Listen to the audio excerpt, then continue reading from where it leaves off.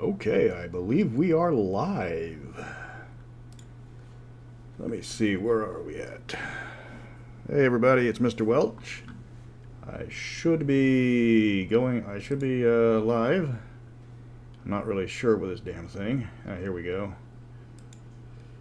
And so this is just some random thoughts from me talking about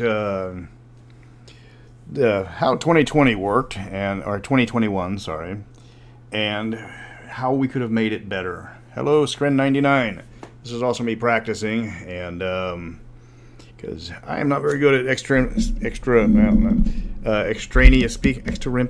know what I mean. I'm not good at speaking off the cuff, so I'm practicing. Extemporaneous, yes. Okay, so I have a list of topics, and first off, let's do a quick review of what came out, and what I thought about them. Happy New Year! Yeah, I've got another 5 hours. I tried to schedule this so people would not be getting the fireworks, unless you're in Newfoundland, because Newfoundlanders. So we got how many? We got 5 books came out in 2021. I didn't talk about any of them except to convert them. But I don't normally do a review channel, but I was a professional reviewer for more years than I can think of. So the first one we had was fizz bands, and this was kind of a reflection of how Wizards was trying to, is trying to push everything into like the multiverse, and another monster manual isn't a bad idea, but all dragons, that's a little bit of a little too focused for a lot of people, because this is a book that you look at once and you put back on the shelf and never touch it again unless you're doing a dragon-oriented one. Hold on just a second. What is going on here? Wunderbar. Das ist gut. Dion. Alright, so you had the Fizzband. It's 9:30. It's 9:30. Oh, you guys are. That's right. You guys got a half one, isn't it? So I guess what? St. George Island. Yeah, the Maritime Islands. Yeah. So Fizzband has. Yeah, Mystara Mystara had focused books, but they were also mostly playable races with the creature crucibles. Stuff in the air, fairy stuff underwater, werewolf stuff, and we don't talk about the werewolf stuff too bad or too much. That was nice idea, lousy execution. So Fizzband gave you a bunch of dragons, and great, this is wonderful. They also gave you the new world, or the first world, where they tried to say, hey, everything was dragons at first. And it didn't work. I was like, don't get me wrong, I like having a lot of new monsters to throw at people, but how many dragons are you going to throw at a party? Usually 1, maybe 2, unless you're my last DM, in which he decides to hit my gnome with 7 dragon breaths in the one fight. That wasn't fun. Then you had the one that's probably the most controversial, the Ravenloft book.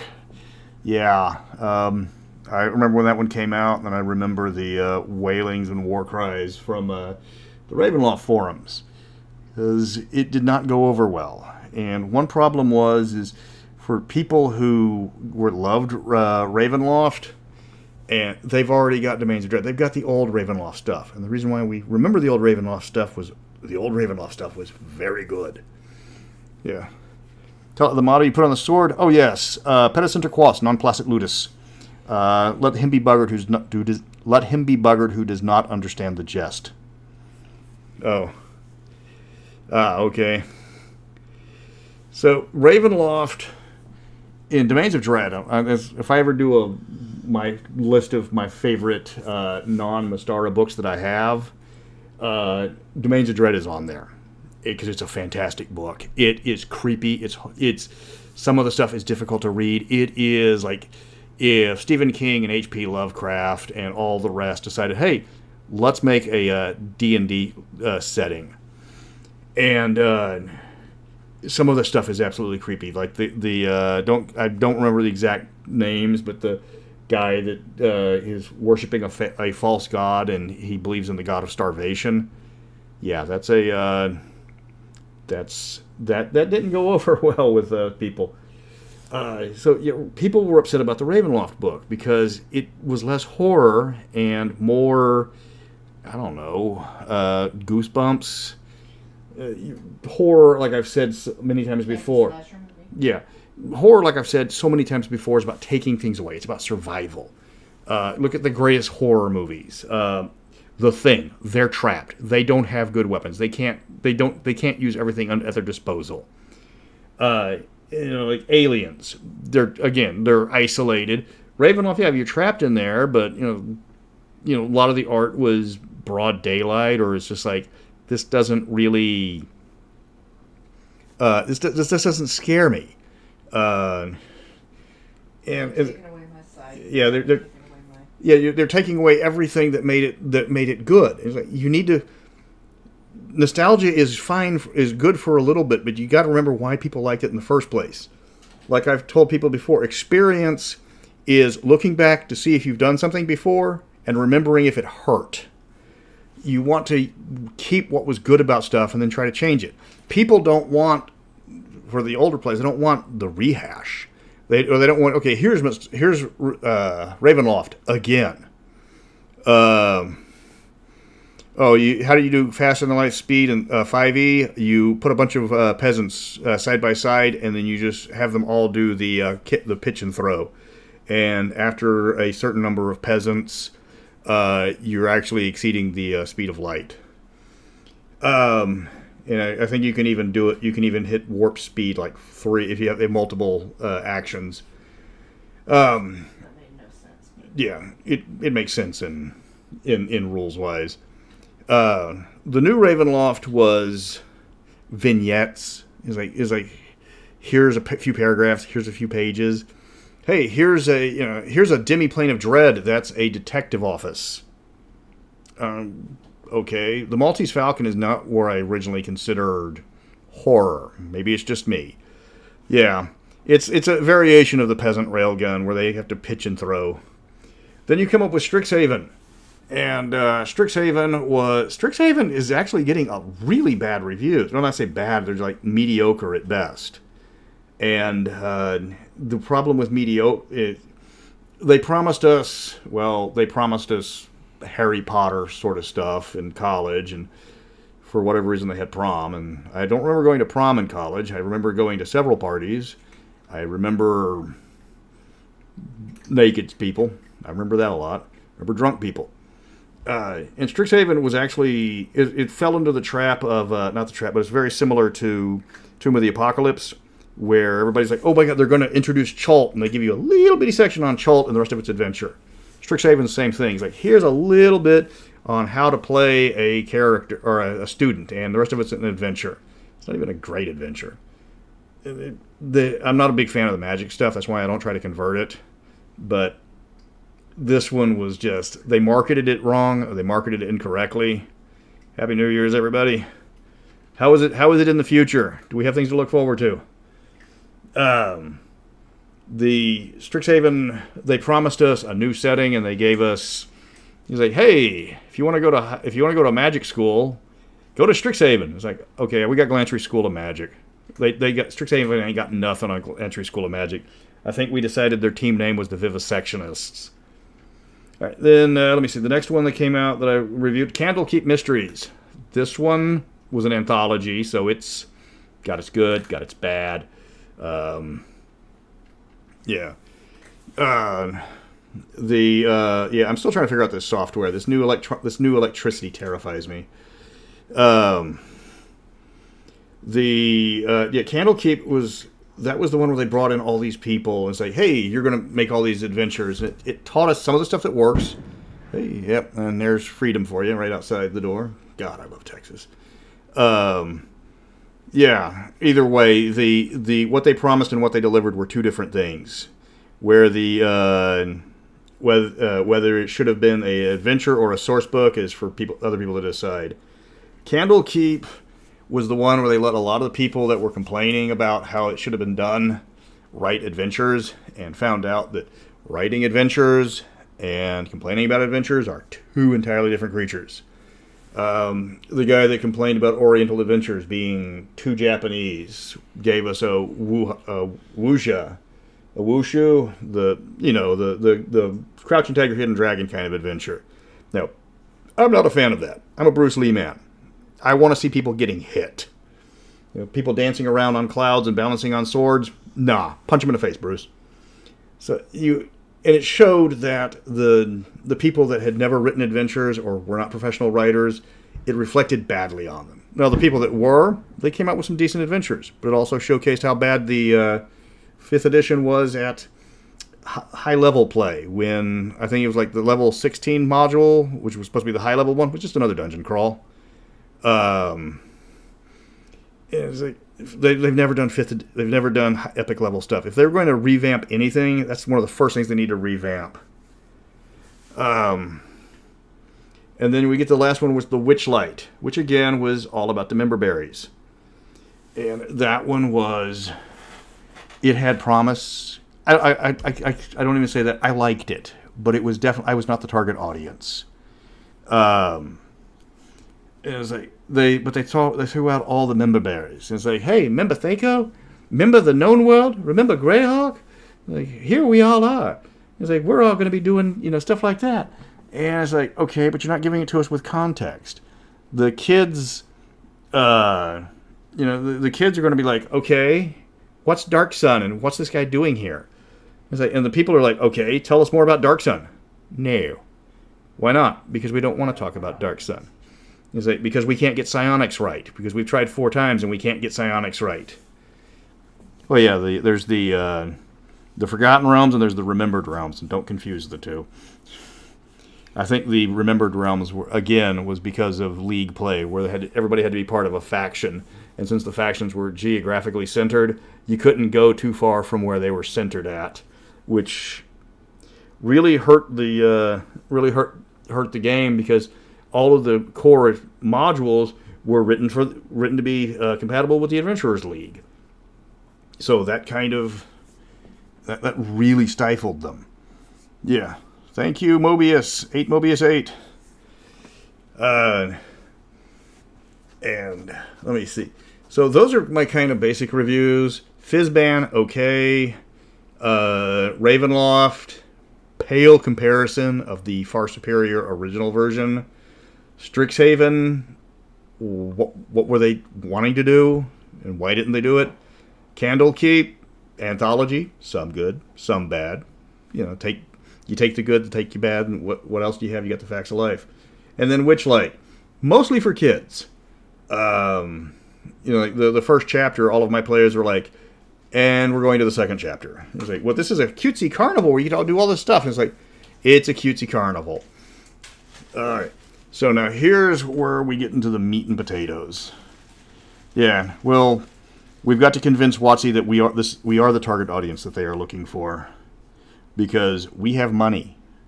I know they're trying to market it towards kids, but their last survey, or who plays D&D, people over 50 were the second lowest at 14%. That they want to be their target audience was like at 10 to 12%. So the people they're marketing towards buy less books than the people the next level up. So you market it towards the people with money. Now, here are some problems with 5th edition that I have noticed. And again, I'm going off of experience. Games, looking at what worked from the previous editions and what didn't work.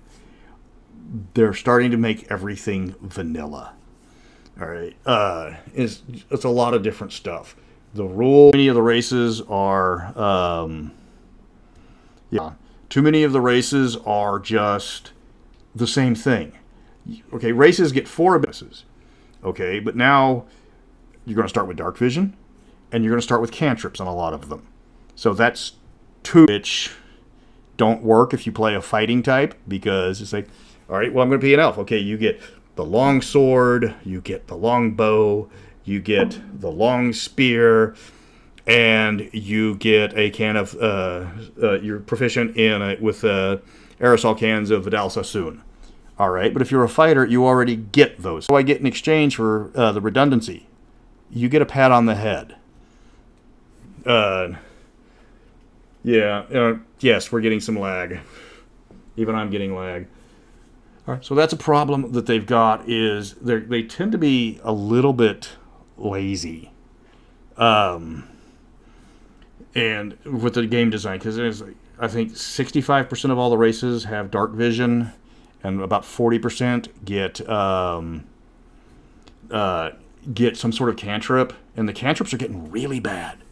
Because now Strixhaven has backgrounds that give you cantrips. I shall whip the computer to make it go faster, but I don't use, and I'll stick with it. But yeah. Let me see. Is there a chart or equations that figure out what you... Yes, there's actually... Squatchhammer, yes, there is entire... there's entire pages devoted to telling you what the averages are. Yeah. I keep saying yeah. I need to stop that. That's one of the words I need to stop saying. Okay. Happy New Year, Night Clerk. So yeah, you can. There's pages that will tell you, or you can plug in the dice, and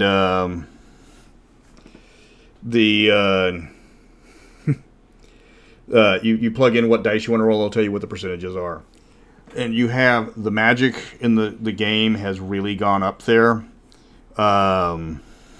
There's some antagonists who don't even want redemption arcs. You're not going to reform Bargle. Yeah.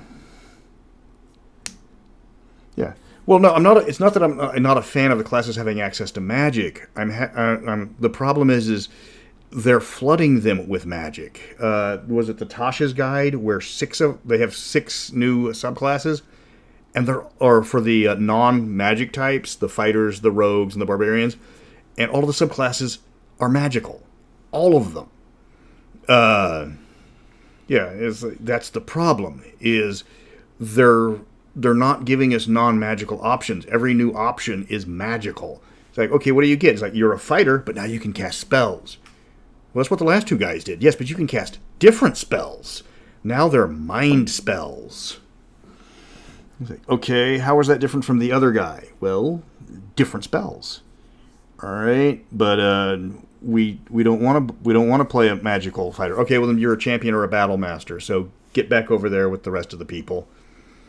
And that's just they're comfortable. They're comfortable in the way they design things. It's like, okay, we got to come up with 4 unique abilities. Okay, I can't think of anything. So they have dark vision. Why do they have dark vision? Because it's dark. And they cast cantrips because cantrips are cool spells. Yeah. God, YouTube is not receiving enough. Yeah, I'm getting an error message from YouTube. They're lagging. So they need to come up with. They need to get some fresh blood. If everybody keeps coming up with the same ideas, you really need fresh blood. People coming up with new ideas. When I was working on converting different races, I avoided giving them. Dark vision, unless it made sense. Like cats get dark vision because cats. But everybody else got different, and then nobody got spells except the She, because the She are a naturally magical race.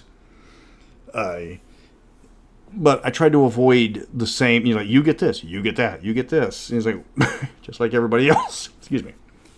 And but then I started getting pushback because I come up with something new. It's like, that's not how it's done. You need to do it in the original way that we did it. It's like, so the Unjatwa, they have an ability where they get a lot of hit points. So what you do is when you level up and it's your race, you rolled 3 dice for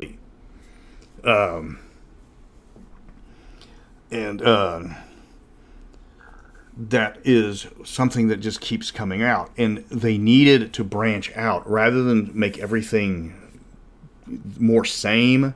When it came out originally, people were saying all these weapons are pretty much the same stat line. Hey, Hills. Yes, thank you very much. They came up with the same stat lines. Longsword, battle axe, same stat line. Glaive, halberd, same stat line. Spear, trident, same stat line, except for the trident for some reason is a martial weapon. That's something they could have done. It's like, take something from a previous D&D edition. Yeah, and just so 3rd edition had some of the best weapon rules with the crit range and the damage and the crit bonus. So back then, longswords crit on a 19, and axes did triple damage rather than double damage. Steal that. Use that one. Use that. All you gotta do is add 2 more lines. that's one of the problems they've got, is just everything is just kind of either watered down or too much. And you want to play that way, that's fine, but it's not much of a choice. It's a Morton's fork, to use one of my fallacy ref memes that I wrote all those years ago. It's like, we give you two options and they're the same thing. And then make choices matter. Like, okay, well, I've got this weapon, which is a 1d8 bludgeoning, and I got this weapon, which is 1d8 slashing. Okay, what's the difference? The letter. There's, I think, 10 creatures that piercing, slashing, or bludgeoning actually mean something, which is kind of, what's the point? If you're not going to use something, why is it in the game? Kind of like the intelligence saving throw. Back when they did, when somebody actually counted out every saving throw in the game and see which one was the most common and which one was the least used, and it was dexterity, wisdom, and constitution, who all had hundreds of different possible saves you had to make. I think dexterity beat wisdom, but they were both in the 300 range, and dexterity had like 20 more. And then constitution wasn't far behind. And then you go down to strength, which had over 100, charisma, which had 50, and intelligence, which had 9. There were 9 things in the book that required you to make a intelligence saving throw. It was the least used. Unless you were fighting mind flayers, nobody had any reason to have it. So if you're not going to use something, why is it in your game? You only have so much space in these books, and if it's not something that's not going to be used, take it out. All right, and then here we go to number 7. Let me see what's the next on the list. Okay, when they started, they try to make everything into the multiverse, and they don't seem to. They're trying to make everything lesser. It's like, okay, well, this is a orc, but it's a blank slate, so it can go anywhere. Well, I don't want a blank slate orc. I want the orc from Forgotten Realms to be different from the orc in Greyhawk, or the orc in Ravenloft, or the orc in Mystara. Give them different backgrounds. And instead of saying, okay, Volo's just racist because orcs aren't all like that, you say, okay, this is how Volo sees orcs because this is how orcs are in their world. Then you bring somebody else in and say, okay, this is how orcs are in our world. And you have different people talking about it. You know, like the 3 wizards. The 3 wizard one where they had Mordenkainen, Elminster, and I forgot who the third one was, but they'd all sit around and talk about how magic is different in each of the different worlds. Do that. Steal from the past. Take the best stuff. People love quality. The rule of awesome trumps all. If you want to play something and it's awesome, you're going to flock to that game more than you're going to more than something that's just kind of meh. People forget crap, and that is, D&D can be replaced, and that doesn't seem to be on people's radar, but it's happened twice in the past. Back in the 90s, 2nd edition did not expect the awesomeness that was the Grimdark 90s, so they got blindsided by Vampire. Granted, Vampire was right time, right place. And, I mean, D&D was, okay, well, we've got all these books, like, we've got a TV show. Yes, it's not that good. Yes, the show got canceled when the main actor suddenly shrank, 6 to 8 inches. But they had all of this stuff, and D&D did not keep up with the ongoing market. And it started losing money, and they went into the death spiral. They switched. D&D and Wizards made the same mistake when they went to 4th edition because they were trying to capture the WoW market and didn't realize that the market had changed, or the market had not changed in that one. It's like, hey, everybody, they were playing WoW. Now you can play 4th edition. But we didn't want 4th edition. We wanted 3rd edition cleaned up. And rather than 2nd edition, where they didn't read the market and it was changing, they tried to change the game when the market wasn't changing. And because of that, Pathfinder took over briefly before 5th edition. And if somebody comes up with a better game than D&D, people will flock to it, especially if D&D moves away from its core audience. If you change the game too much from the base, the base will leave you, and they have. You are only as good as your last product, and if you keep putting out crap, people are going to leave you like they did second edition when it was just crap after crap after crap. I've played Savage Worlds a few times. It's a decent generic system. It's a little too generic for me. I prefer my systems to be more setting focused.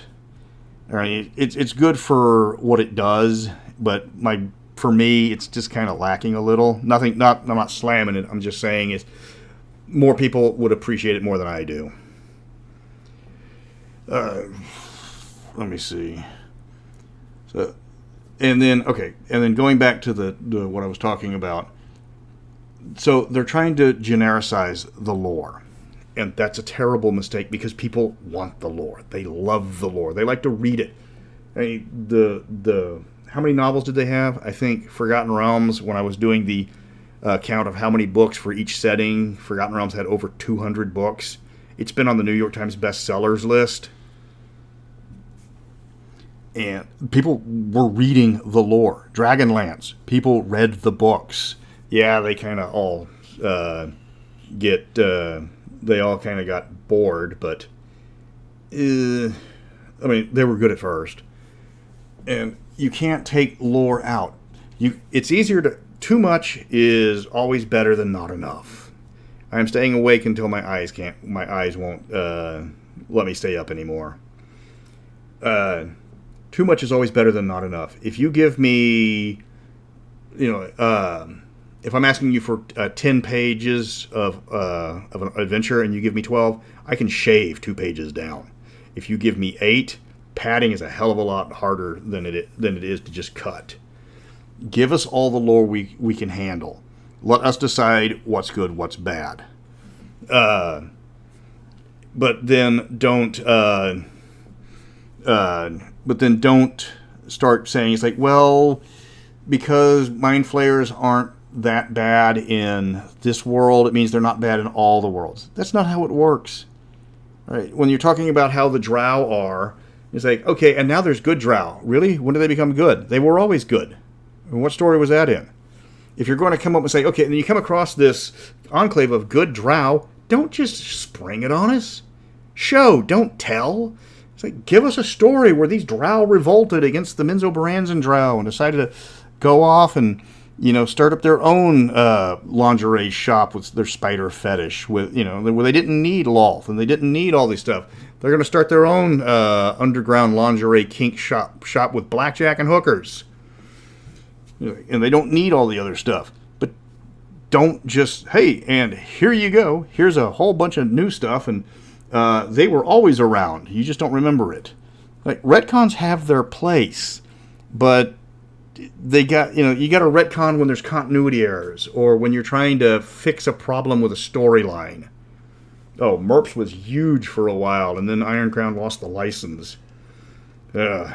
Iron Crown was like the king for a while, but they still make Rollmaster, which is MERPS without the stuff we wanted to play.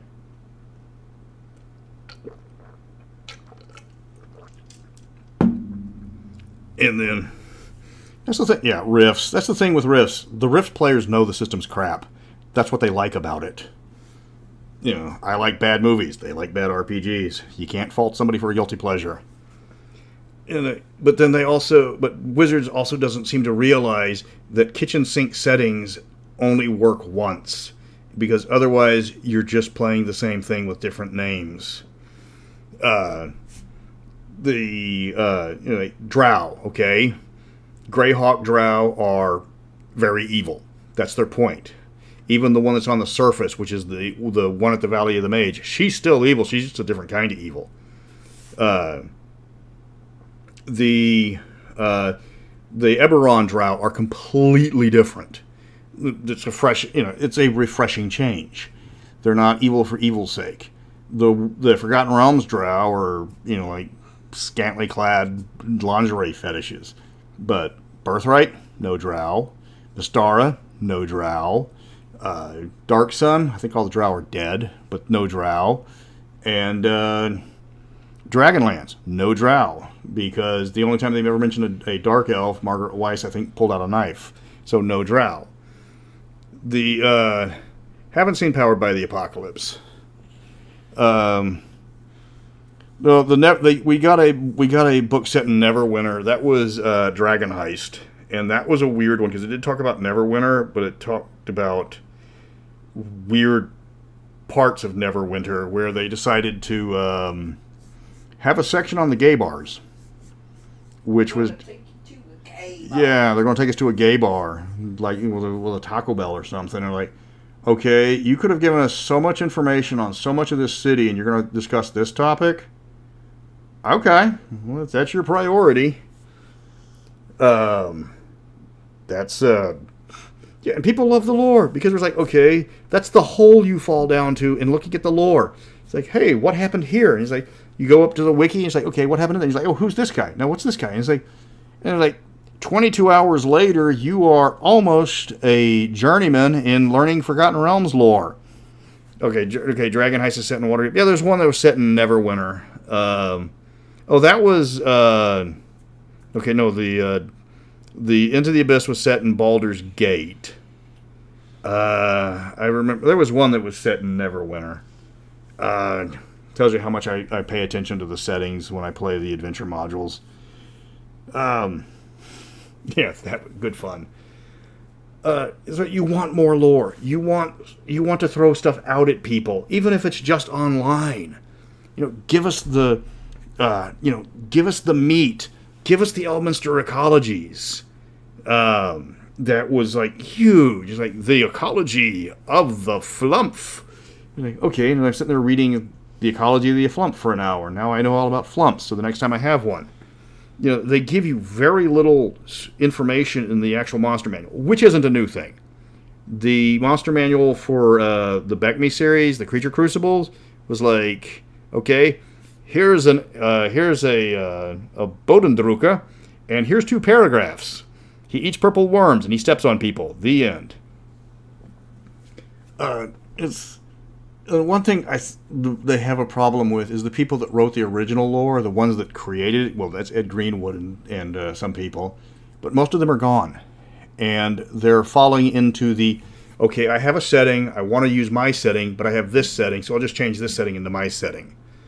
And that's not a new thing either. Vampire. You want to know what happened to Vampire the Masquerade? Everybody that created Vampire the Masquerade left, and the people that were brought in to fix it didn't want to write Vampire the Masquerade.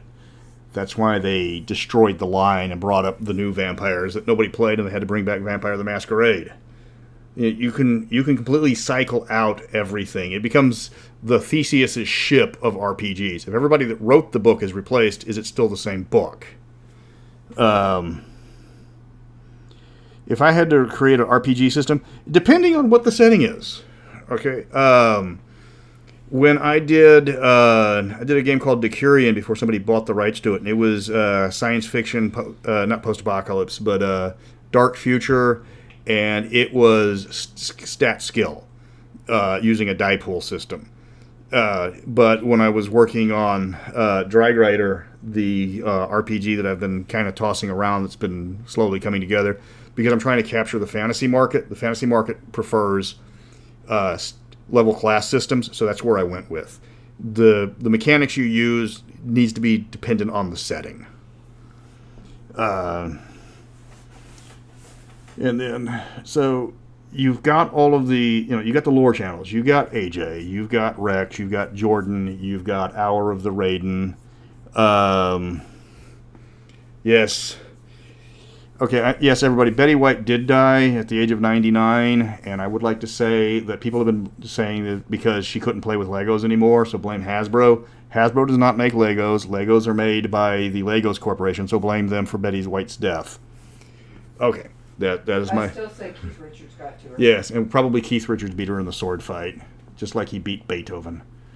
You got all the lore channels, and let me see. Okay, so you got Jordan, Rex, AJ, you've got Hour of the Raven, you got Ravenloft Travel Agent if she ever comes back. You. Well, of course me, but they all... and then you've got there's a Dragonlance one that's actually pretty good, but that's about it. But these guys, we research our lore. It's like I'm a little bit different because Mystara lore is so convoluted and so many continuity errors that I have to decide what I'm going to talk about and which version I'm going to use. But these people are, we do the research, and the reason why they're so popular is because there's a lot of stuff to talk about. There's so much things that people want to be. People, they don't want to do the lore, but we want the lore. We want to sit in our book, and we want to sit and read all the different background stuff. That's why there's descriptions of the monsters in the monster manuals rather than just like, picture of dragon, stat line for dragon, go kill characters. Okay. You give us the lore, you give us the background, so that way we know if we're going into this region, are we going to face this monster? Are we going to face this monster? What are the people going to be like? Let me see. I have to research a list of YouTubers that do good research because there's quite a few of us. I'm not going to disparage the Forgotten Realms people, because I throw a lot of shade at the Forgotten Realms, but these guys are having fun the same as I am, so I will not disparage their efforts. But there is a lot of overlap in the Forgotten Realms. When I was talking to Gabriel about the top lore channels, like after Forgotten Realms, there's Mystara, Dragonlance, and Ravenloft. And I'm the number one non-Forgotten Realms lore channel, and I'm closing in on 7,000 compared to everybody else with 25, 50, 100,000. Yeah, that's so I've got a ways to go, but people like the Forgotten Realms because Wizards always puts everything in the Forgotten Realms. They write about the Forgotten Realms. Thank you very much, Caliban. People they don't do a lot of your stuff because your stuff is real world stuff. Yeah, and one problem with Mystara is Wizards will never touch real world allegories. Doesn't matter if the people in those real world allegories want to hear their story told. Doesn't matter. Somebody's going to say, "I'm offended by that because my race was, because my race was done badly in the past sometime." And I was like, okay, but anybody can claim that. It's like everybody's had a rough time of it. It's like, people are comparing orcs to black people. It's like, well, there was one forum I was reading where it's like, well, the orcs in this book are compared by two of the most oppressed minorities, American Indians and Mongolians. I can describe Mongolians in a large variety of ways. Oppressed is not one of the words I would use. These guys are on the other side of the oppression comparison.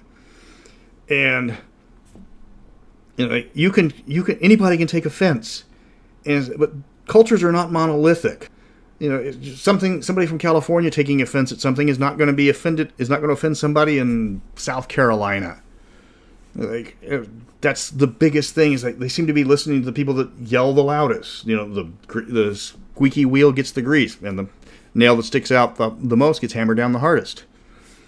If you want to pull it off, you can find reasons to be to be offended. The DM sitting there, it's like, okay, at the end of the day, you're all tired, and you find yourself suddenly hungry. Are we hungry? It's because I'm Irish, isn't it? We don't have a potato, so I'm going to go hungry. Okay, yeah, bring up the famine again. It's like, no. Like, oh, no. It's like, you're just saying Irish people are going to be starving to death because we're always hungry. It's like, okay, calm down. No, it was like, well, you brought it up. You brought up the potato famine. I'm not mentioning the potato famine.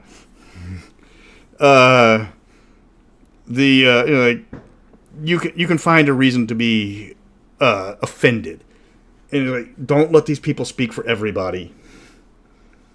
And but people want to be offended. I'm reading the conversation of these people. They're like, well, we find this offensive.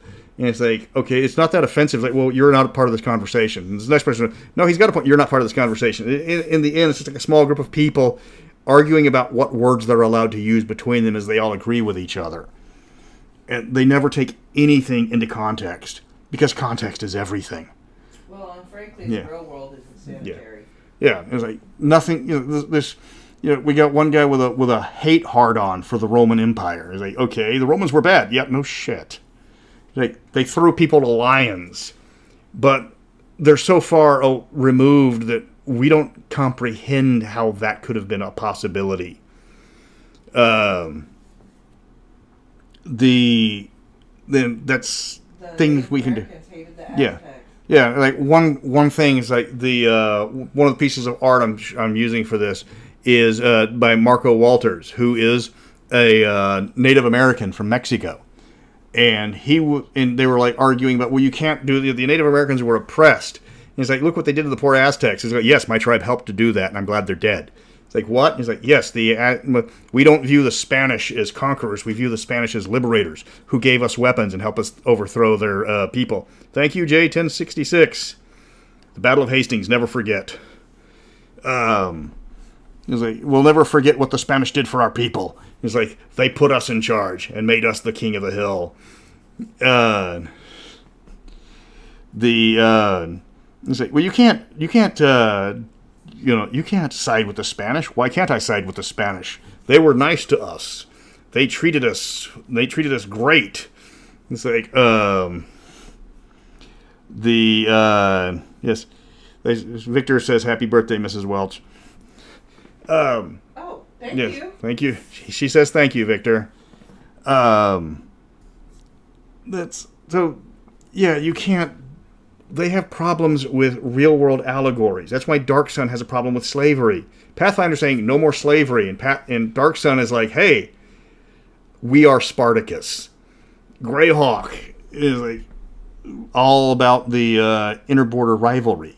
It's like even the same the same nations of the same alignment hate each other. It's like, well, you're not lawful. You're not our version of lawful good. It's like, well, what do you mean? It's like, well, you're lawful that way. We're more lawful this way, so we hate you. So how come you can't be more good than us? And that's a problem they have with the older settings, is they want to scrub them. They want to get rid of the stuff that offends people, but they're not listening to the people that are the larger audience. Most people don't care. You see slavers, you stab them. The Iron Ring and Mystara are a fantastic villain. Why? Because you can stab them a lot and nobody cares. Like a wise man once said, the best part about hitmen is you can do whatever you want to them and not feel bad about it in the morning. Okay, like, they're supposed to be villains. Yes, like it was mentioned previously, not all villains deserve a redemption arc. Some of them don't want a redemption arc. When I was telling Rubus about the Bargle's Book of Spells, and we were listing off all the different spells, and he was reading about the one where Bargle steals prosthetics and wheelchairs, and that was the most disturbing for him, ignoring the one where he conjures up babies and uses them for human shields, literally. Or what was the other one? Oh, yes, and the one that he conjures up a cute, playful puppy that he goes out and he sends out to his enemies, and who pick up the puppy, play with it, and then after a few minutes, the puppy explodes. It's like, Bargle is an asshole. That's his point. He likes it. He doesn't want to be redeemed. He thinks it's the greatest thing ever. If he ever became a Dark Lord, they'd kick him out for having too much fun. And that's something that needs to be addressed, which leads me to the next point. They need to come up with, the only diversity that counts is diversity of thought. It doesn't matter who you are when it comes to writing, because everybody's looks the same when they're writing. It's like, okay, what color is the person who wrote this? It's like, I don't know. It's a description of an orc. Okay, then. Well, it's like, well, all of these stories are the same. I'm working on the Bargle spells. Somebody was supposed to be doing the art, and I haven't heard from him in a while.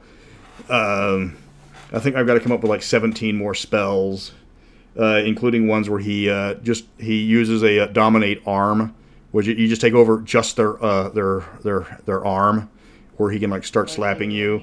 Yeah, it's alien hand syndrome, where your arm is controlled by Bargle. Also, the spell that dotted lines come out of your eyes so everybody can immediately see what you're looking at. It has no effect other than making your social life very uncomfortable. But yeah, if you have everybody writing the same stuff, or the same style of adventures, or the same plot lines, the same monsters, designing the same stuff, there's a problem. The old adage about if everybody at a job agrees with you, you need different people. If everybody's writing the same thing, you need people to try to break the mold, because the mold gets boring. Yes. And that's something that I'm reading, the different modules and the different adventures. And originally they were just taking older modules and say, hey, now they're in 5th edition. The first module, The Tyranny of Dragons, was from Dragonlance. Like Princes of the Apocalypse was kind of taken from Temple of Elemental Evil. Then you had Ravenloft, the Curse of Strahd, which was just Ravenloft with extra chapters tacked on. But then lately they've been coming up with different stuff, and it's just like, okay, Dragon Heist is considered a okay module. There's nothing special about it. Strixhaven is kind of okay. Was the one that I did not like. Rime of the Frost Maiden. All right, this is like 4 modules welded together. There's nothing that says, hey, this is something special. It's not that, as Rime of the Frost Maiden made Mystara modules look like they had a well-written continuity. We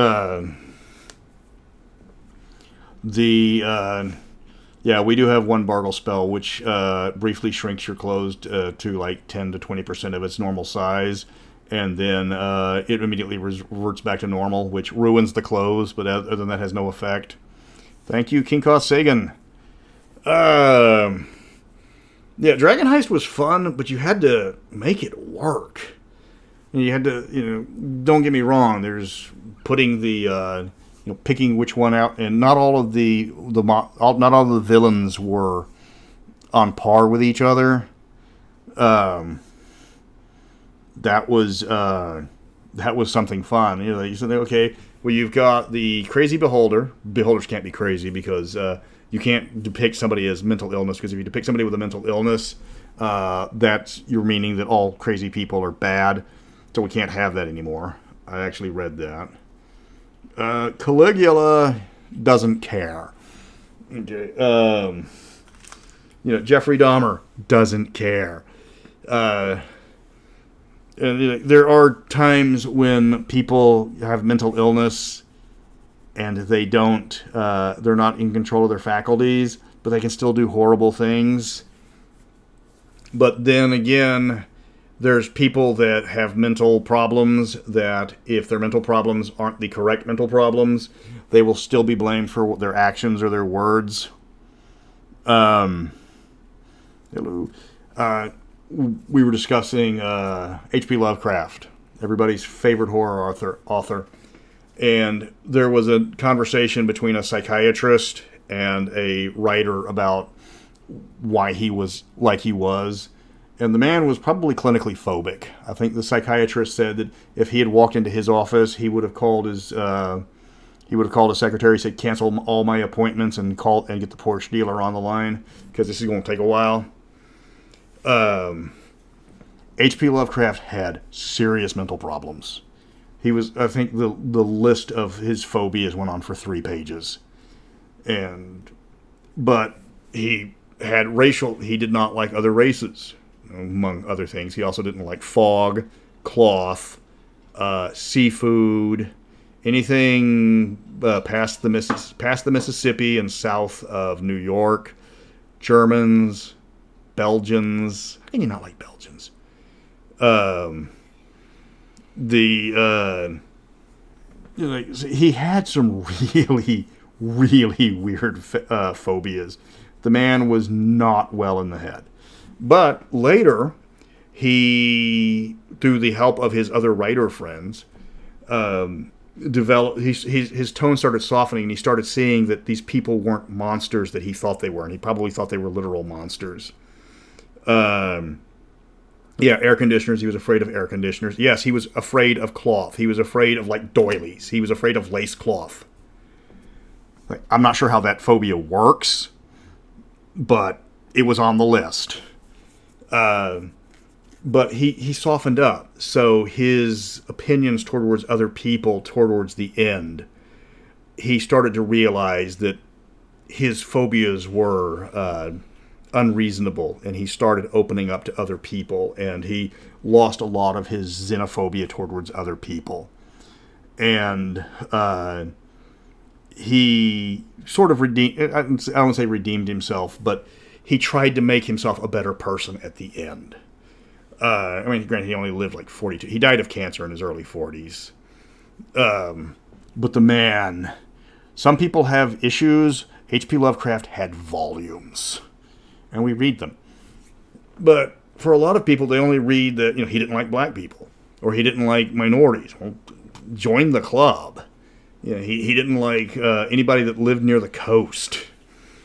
And strangely enough, the two races that he didn't have a problem with homosexuals, actually because of where he was writing and he talked with other writers, and a large number of them were gay, so he didn't have a problem with them because they accepted him for who he was. The Basket Case that wrote really scary stories. And he didn't have a problem with Jews. His wife was Jewish. And that was actually a joke we saw when I was working on a script for somebody where we had Freddy Krueger invade H.P. Lovecraft's dreams. And H.P. Lovecraft was Freddy Krueger was, "I'm your worst nightmare." And he's like, "Your long periods of time?" "No." Like, "Your fog?" I can be. It's like, are you people from the Mississippi Basin?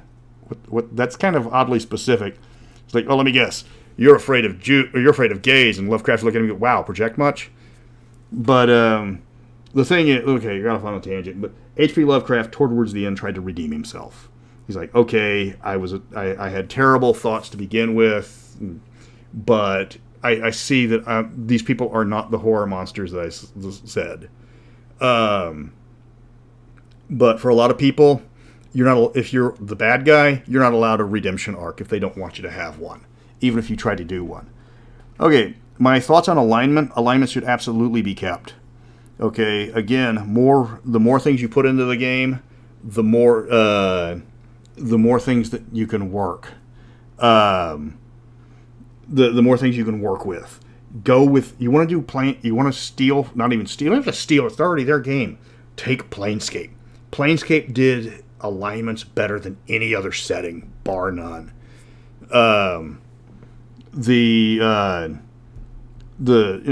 Where your alignments had effects on the outer planes. The more lawful people were, the stronger the lawful planes were. If the evil people started to gain power, then the abyss and the hells and all of that started to gain more power. That's a fantastic story arc. It's wonderfully done. But and all else fails if you got when you're flipping through the monster manual or whatever, and you see that these monsters have the words CE. They're going to be. You know how you're going to role play them. If you're going to, if you see, like LE, they're going to be more along the lines of, like Nazis. Okay, and there goes the monetization because I said that. There's a difference between the orcs that just try to eat people, and then you go to the evil Spartans that are highly regimented, but enslave people and stab people and conquer people. That's what you can do.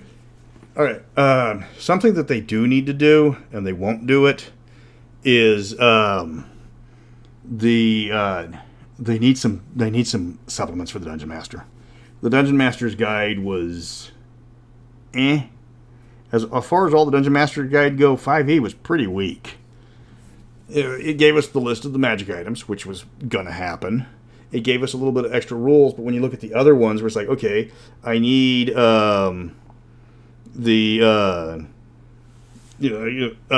was like, I need the rules for what about the players getting diseased? Okay, well, the first edition is like, is it a viral infection, a bacteriological infection, a parasitic infection?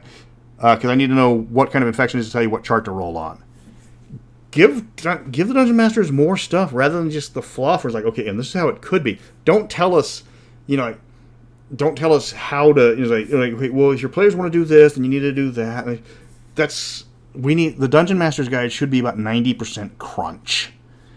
Give us ideas. Give us all this other stuff. But don't tell us. It's like, okay, well, here's how you get all your players together and to work together. And it's like, okay, you can do a different book for that. A capitalist paladin, yeah, I've seen tons of games where the God of Wealth had paladins. Hell, in 3.5, we had a player realize that Jurgle, the god of basically obituaries, was lawful neutral, and therefore he could have paladins, because you could have like one alignment off to be a paladin. So we had one guy play the Paladin of Jurgle, literally taking the Paladin of obituaries, kicking ass and taking names in the most literal sense.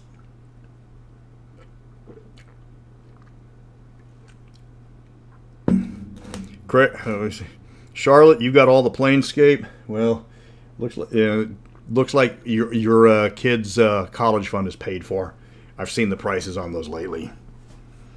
They've got the rules for Madness, but they're trying to get away from Madness. There's like, they took away all the beholders are slightly insane. Okay, yeah, that's great. Or what are they going to do with the Madri's word, the rot doors, where they're cursed to be insane? Insanity has its place, but then you have the problem with somebody was trying to use a spell to cure mental illness, and then people were like, this was on a D&D the D&D Facebook page, and somebody's like, you better be really careful on what you define as a mental illness, or else people are going to be upset. Well, it's their game. It doesn't matter what you think. Yes. And they need books to teach dungeon masters, the different ins and outs. They've given us a lot of half ideas, but they need to ramp it up. Give us, the first edition, which is the edition I compare 5th edition to the most based on the number of books released, which I think 5th edition in 6 years has released 2 more books than 1st edition released in its entire run, which was about 9 years, so go figure. There's not a lot of the God of Obituaries, Nurgle. It's Forgotten Realms. Everybody says happy birthday, honey. Oh, thank you. She says thank you. There's a town of mimics in a Deadlands adventure where the entire town is like one huge mimic with different bodies. We blew it up when we realized that, just like the last 5 adventures, the monster's heart was in the well. You ever seen a cantina die? Yeah, it just kind of keeled over. Yeah, that was to the diversity thing. When everybody is deciding that the monster's heart is in the well, the players are going to figure that out.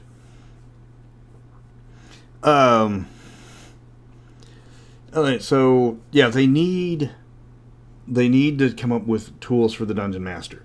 Now here's the problem. Players' source books sell far more than Dungeon Master source books do. No, the whole town was a greater mimic. It was like connected it was all buildings connected through like a root system. Dungeon Master books do not sell well because you have one Dungeon Master to 6 players. That's why they try to cram the Dungeon Master rules into the Tasha's guys. Like, okay, here's the rules for the players, and here's the rules for the Dungeon Masters. Please don't take it. I think he just screamed "Ay caramba." It was near Del Rio, if I remember correctly. So Dungeon Master guides don't sell well, so they try to piece it in with the players' books. Where you have these, okay, here's where you read for the players, and then stop reading. But you never want to mix Dungeon Master and player rules in the same book. It dilutes the value of the book. Yeah, and that's one of the problems. If you try to multi-source a book, you know, people aren't going to want to. People aren't going to want to get that book because it's like, okay, well, I've got this, but why do I need this? He's like, I'm only buying this book for 20 pages. I'll just hoist the black flag somewhere.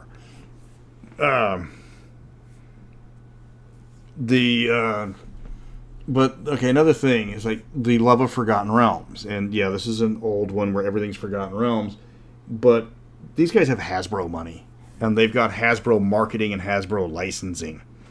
If they had made Birthright or Nintir Vale the core system, people would have bought it all the same, because anything they buy is gold. Though I hear that their income is down from 2020 because we're not all locked in today. Wizards has been saying, well, we're going to release everything for the guild, so you guys can write there. It's been 6-7 years now. They're not going to release anything for the guild, and even if they do, it's too late. If they had put Greyhawk or Nastara out when they did Secrets of Saltmarsh, I wouldn't have had to release the player's guide using the fan created content rules. They missed a golden opportunity, because if they don't want to write about stuff like that, we'll do it. Greyhawk Grognard started gaming the system by using his Patreon. You can still get it for free. It's just the people that donate get it a little bit faster. And it's not like they've changed their open gaming license before to get rid of problematic stuff.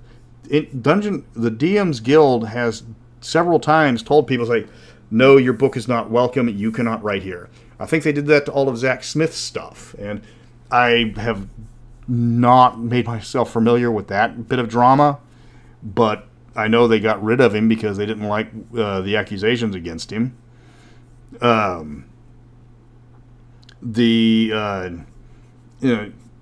they could have done all of that, but they didn't. They could have easily gotten people to write about the older settings, people that know what they're talking about. Yeah, 50 videos. I think we're getting close to the 300 mark now for the 50 videos. Eagle 64. So yeah, if they write something, people are going to buy it. They always do. Though granted, they did talk me out of buying the Ravenloft book when I said, okay, this is kind of a little bit edgelordy, and like I made it through the Grimdark 90s. I know all about edgelords. Then yeah. So let me see, what is it? Okay, next thing.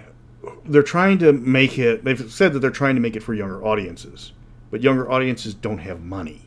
That's a major problem.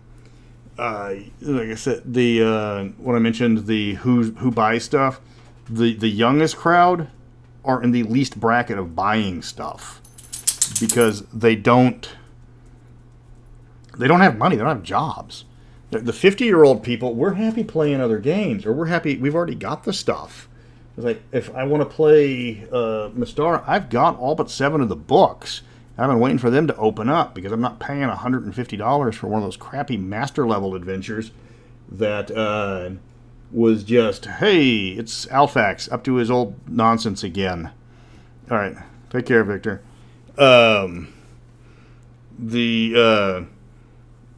People want to play, a good game, and if you market it away from them, you're going to lose their money. The ideal market is late teens, early 20s, maybe into the 30s. Okay. Yes, and the Chihuahua is terrified of the freedom noises outside. Yeah, you make it for the people that have the free time. Like, I've got a kid. My free time is limited because if I have to go to a swim meet or if I have to go to a D&D game, guess which one's going to win out on that one? Mainly because I get to yell at her, and I get to yell at her to swim faster in Welsh, and all the other students think she speaks Welsh now. She knows about 6 words. She knows, she knows how to no feel giflem. Which means swim faster. She actually won her first race the last time we went. But you want to market these things toward people that have the money. The same way they lost second edition. They kept marketing towards the people that bought their game, but then didn't realize that those people were maturing and getting into Vampire, because that's where the goth chicks were. And they did good with Ravenloft, but they kept putting out stuff that people weren't interested in. Games Workshop marketed to a younger audience. Yeah, I remember Warhammer Fantasy, where they marketed it to doctors and lawyers because those were the only people that could afford the damn thing. Oh my God, don't even get me started on that one. They're trying to market it there. They're trying to market Games Workshop products to kids that, can only dream of making that much money to have a 40K army. But yeah, you want to keep the game somewhat mature. You want to keep the game targeted towards the audience that you started with, and then you can come back with stuff like Witchlight, and where it's marketed towards the younger kids, and you tell people that's exactly what it's there for. Hey guys, I know you've been playing D&D for 6 years, and some of you probably have small children now that have grown up and are wanting to play. Try this game to get your kid into the hobby that you love so much. Okay? Wizards does not listen to critics, unless the critics are just complaining and wanting money. It's like, hey, you need to give me money, or else I'm going to say bad things about your game, and or that you're saying bad things about my culture that I'm speaking for the entirety of, so you have to give me money. Yeah, that's I believe it's called grifting. But if you you come up with these books like this is for the younger kids to introduce to your kids, that's great. That's perfect.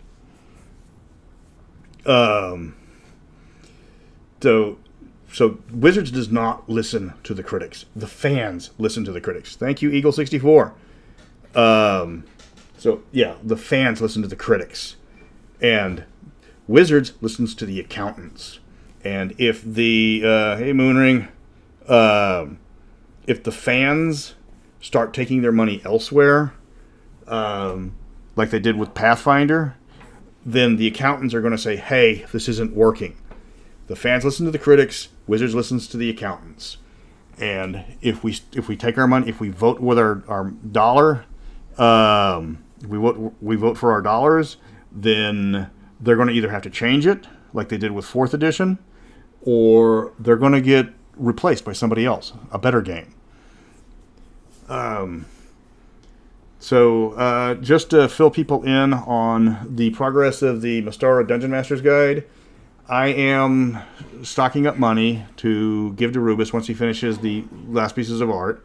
I'm trying to write at least 1 page a day, but we're going to have to do some major playtesting. If you have anything that you would like to have put into the Dungeon Master's Guide, let me know. I am doing good, Tough Titmouse. So far, it's I don't want to know how many adventure hooks we've got in that book so far. Yeah. I don't know. Wizards hasn't done the TSR nuke phase quite yet. They've just kind of like we spilled paint on it, so we're just going to have to redo it. Yeah. The Ravenloft, the problem with the rating system is and I'm speaking this as a critic in general, a lot of the people rate stuff automatically and just give it the highest grade. And then the actual grade comes out later. Everybody was excited about Ravenloft coming out. It's like, oh my God, it's going to be like Ravenloft. This is going to be good. And then the people bought it, and it's like, it's okay. And then you look at the supplements being made for it on the DM's Guild, and they're people that are converting the original Domains of Dread and the box set into 5th edition. And that's where the change happens. Yes, give me my banded mail. The game has never been the same since they got rid of banded mail. I don't hate the Forgotten Realms. I love some of the stuff. They've got some great storylines. What I don't like is that the Forgotten Realms became almost a dumping ground. They did the Forgotten Realms wrong, in where, like, okay, this is how everything is. It's like, hey, everybody, you walk into a bar and there's one tiefling, one dragonborn, there's one drow, there's one dwarf, there's one gnome. It's like it started to blend together. They lost what kind of made it special, where, you know, they advance it 400 years, but they haven't killed off any of the major characters that to make room for new characters. He's like, Elminster's still around. Okay. Drizzt's still around. Okay. Jarlaxle's still around. Okay. Minsk is still around. How? Oh, he was turned into a statue. Okay. I believe in magic terms that's called rectomancy, where you just magically pull something out of your ass. Yeah, there was one piece of art that we were showing around where it's the Yugoloths, and they all look like cute little fuzzy stuffed animals. It's like, that's not scary. Well, it would have been cool if they would have kept the planar tieflings from Planescape rather than going with the abyssal tieflings from, I guess it was 4th edition, turned them all into abyssal tieflings, and now they're demonic edgelords.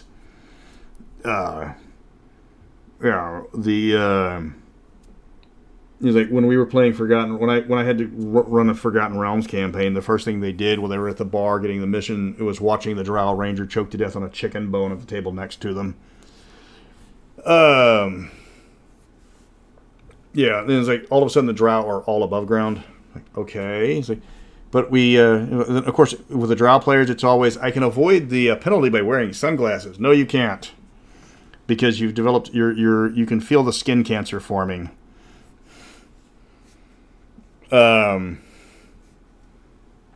Yeah, I don't know what page it was on, but yeah, it was the Indian. I keep saying yeah too much.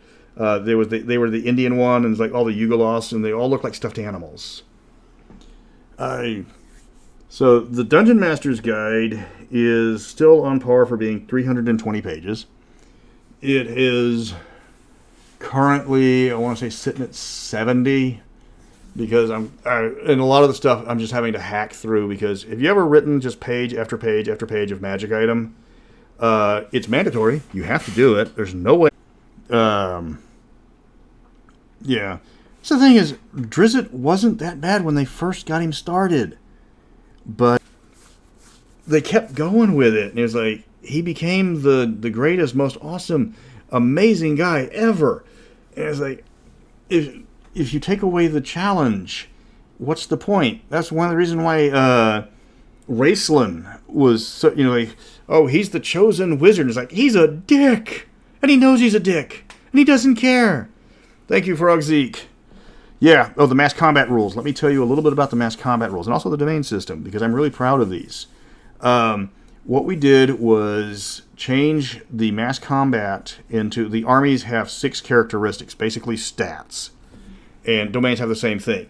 So for your offensive your strength is now your offensive capability. Your intelligence is your military intelligence. Your charisma is the leadership based on your army. Your logistics is your constitution. Is the veteran, your officer corps, the veteran of the officer corps. And your dexterity is your mobility. And you basically, the armies fight like regular characters. Though they don't do like hit point damage, you're trying to hit a damage total. So if an army has a damage threshold of, if you do 10 points of damage in a turn, you either reduce the size of the army by 1, which is kind of like levels, or you can reduce the stats as you give up some of your cavalry and become less mobile to avoid being completely crushed. It's played very well, but we've got to hammer it out. It's completely unique. Again, I don't like to double up on other people's stuff. I wasn't going to steal the companion stuff. I wanted to try something new.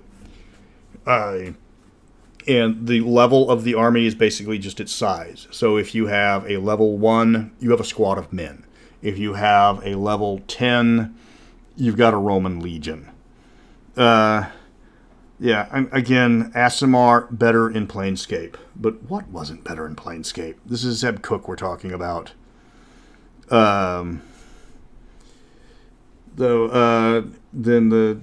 got to come up with... For the Dungeon Master's Guide, we're doing all the areas. We're going to be mentioning the Hollow World. We will be mentioning the Savage Coast, mentioning some of the surrounding areas, stuff that you will explore too, but the players aren't going to automatically know about.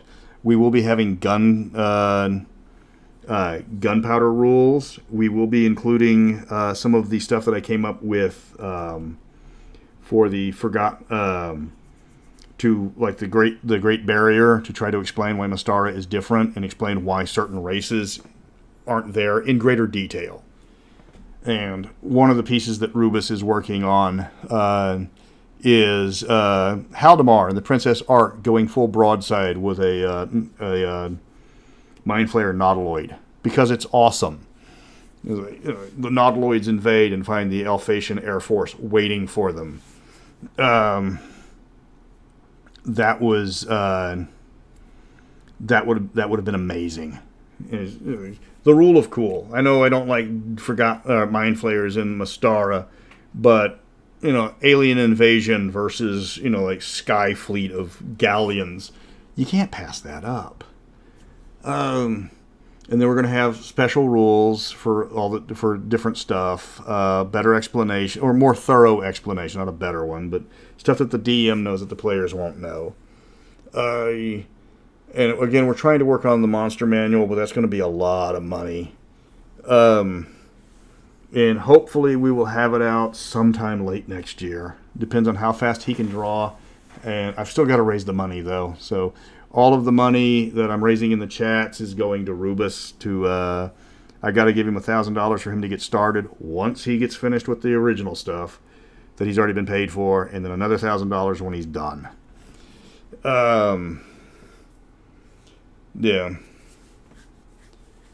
Good art ain't cheap. Yeah, good art. Yeah, he's good, and good art ain't cheap. You do not want to have crappy art. All right, so something else that I mentioned earlier, but I wanted to talk about is Wizards has to realize that cultures are not Legion. Like, we're not all the same. So if somebody comes out and says that, well, these guys represent this culture and I'm part of this culture, so you have to stop what you're doing because I'm offended. Yeah, no, I'm going back into it in detail. Yes, Mystara has rules for grappling, and by the holy law of Dungeons and Dragons, the grappling rules are awful. They were in the master set, and like the grappling rules for 1st edition, 2nd edition, 3rd edition, 4th edition, I think, and 5th edition, they are overly complicated, and nobody likes to play with them. Monty Cook has a problem with spellcasters because he believes it should be the wizard. He wants to play Ars Magica, where it's the wizard and the other guys. And everybody should be the wizard, and that way you don't have the other guys. Like, so many of the spells just duplicated the fighter abilities or the thief abilities. To the point of several of the spells either let you assume the ability of fighters, like, was it Holy Power or Tensor's Transformation, where it's like, oh, we need a fighter. Hold on. Ding, now I'm a fighter. Or they just let you summon something better than the fighter. It's like, oh no, we're being attacked by these monsters. Get the fighter. Oh, we don't need a fighter. Boom, summon monster 5. You guys go take them out. Okay. Yeah, the gunpowder rules are going to be... I'm making several changes to gunpowder because, one, I'm a Texan. I love guns. They're very nice. So we are changing things so that, like when you fire a firearm, firearms automatically count as magical because they are a product of the Red Curse. And also, you ignore armor unless the armor is +2 or greater. That way, if you're wearing just regular plate mail, it's not even going to stop that bullet. But then again, I think in the forgotten or in the known world, a single powder shot costs 50 gold pieces because it is beyond scarce. But still, it would be fun to have somebody with a brace of pistols, and they shoot all their guns, and then you kill them, and you take their guns and realize that was all the powder they had on them. But that again goes into the problem with 5th edition, where a lot of they front loaded the fighters with all the weapons. So if you have, there's no point in taking, like, okay, well I pick up the ZF1, and I automatically know how to use it. Yeah, 3.0. 3.0 didn't happen. That's actually official now. So they need to stop. They listen to people like Orion Black or the guy that complained about the Oriental Adventures. And yeah, Oriental Adventures was all Japanese, and the name is misleading. But it was right in the middle of the Kung Fu craze in the early 80s. You turn on Saturday afternoon cartoon or Saturday afternoon television, and everything was people beating on each other. I would love to do. I will do a collaboration with anybody that is not currently facing felony charges. I do not have a problem. When I worked at the magazine, I interviewed and I talked with people from every walk of life. David Atkinson. Yeah, you're the Monty Python guy. You're all individuals. Yes, we're all individuals. I'm not. Yeah. Monty. His other works also have the same issue with Numenera. One of the major complaints of the first one was you had the psychics or the guys that controlled all the technology with their minds, and it's like, okay, so this guy can like reverse gravity and cause people to implode with a thought, and you're going to send him up against a guy that knows how to swing a sword really well. Okay, yeah, that's fair.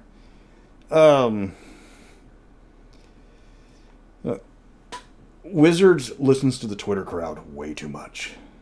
Or the people like what's that? The Bell of Lost Souls, or the websites, the clickbaity people. Like, listen to the people that buy your books. Listen to the people that are invested in the lore. Okay, you want to get people to write new adventures. You want to get people to write new source books. Go to the Dungeon Master's Guide. Find the people that sell the most, and tell them, hey, we want you to write for us. Give us a book. Right? You are really good, because people love quality. Quality rises to the top. The people that are that sell the platinum stuff, they're the ones you need to talk to about this, because they know how to write a book. 2, they know how to write a book that people want to read. Yes. Thank you, House 6153. You are so much better than House 6152. They're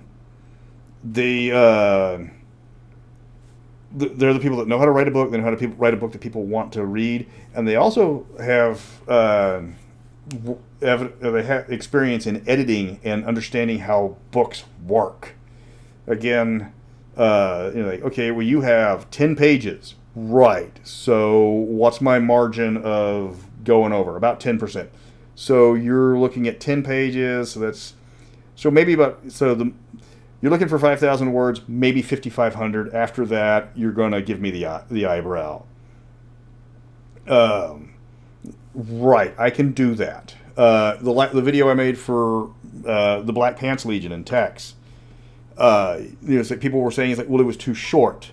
It's like it was only, I think, 11 minutes long. You should have talked about all this other stuff. It's like, Tex put me on a hard word count. It's like, we want this video to be this long, because after this amount, people are going to lose interest and they're going to tune out. We need you to, something fast, something quick, something witty. Get the points in and then get out.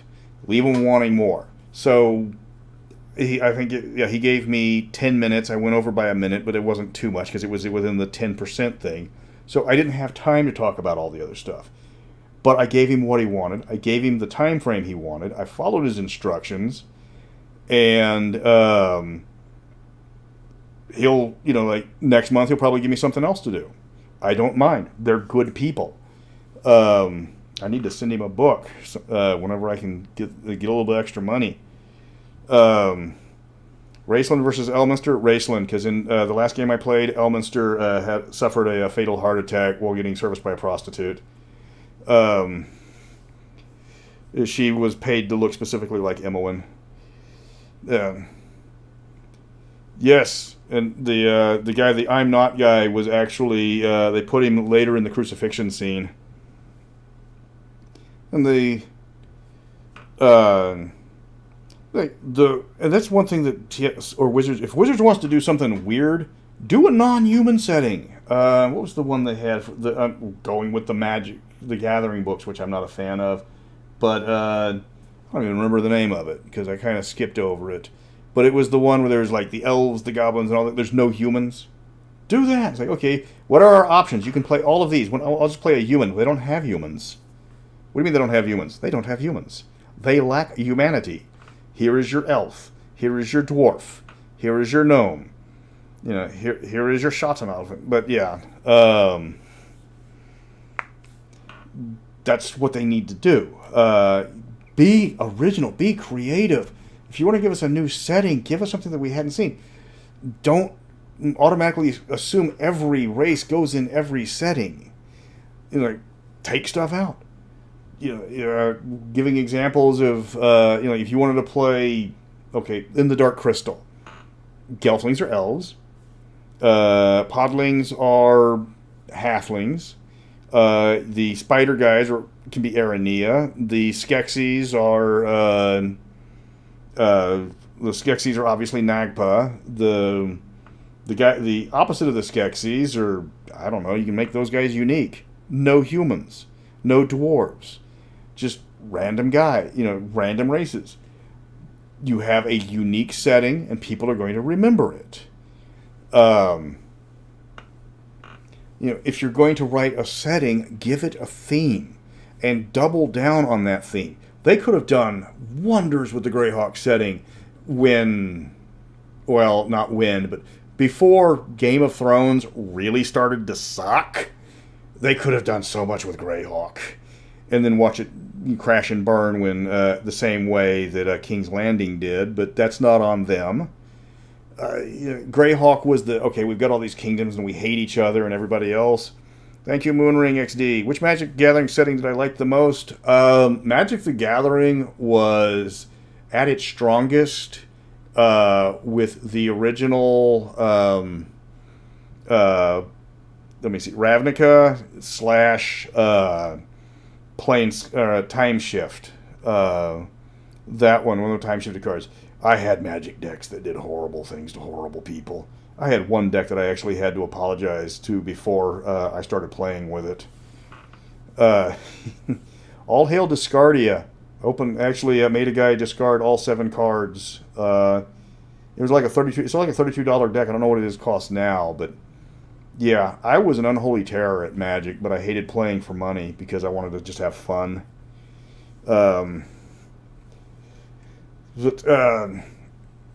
Bring in the top sellers of the Dungeon Masters Guild stuff and have them write for them. But another thing they could do is just bring Dragon and Dungeon back, the 2 magazines. It's like, hire these people to write. It's like, okay, we need you to write this module. You have 8 pages to do it in. Give us something quick and easy. Test out the new blood on the old stuff, so that way you don't have, the crappy stuff from Candlekeep. You can see if it's bad in the magazine. Okay, you've got 9 other adventures in that magazine. Good day. If somebody's like hitting it out of the ballpark every month. Like, okay, now we're going to move you up to the hardback books. That's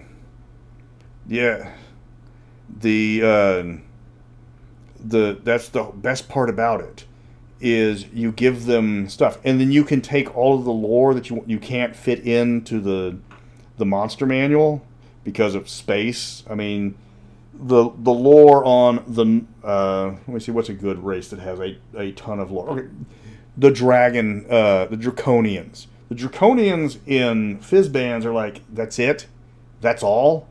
Like, these guys are like major baddies with a long and storied past. It's like you open up the Dragon magazine for 5e, and it's like, hey guys, this is the this is everything we couldn't include in the Draconian magazine, and be very open about why you couldn't open it. It's like, look, we had 2 pages to write this, and these guys have 8 pages of lore. So here's the other 6 pages.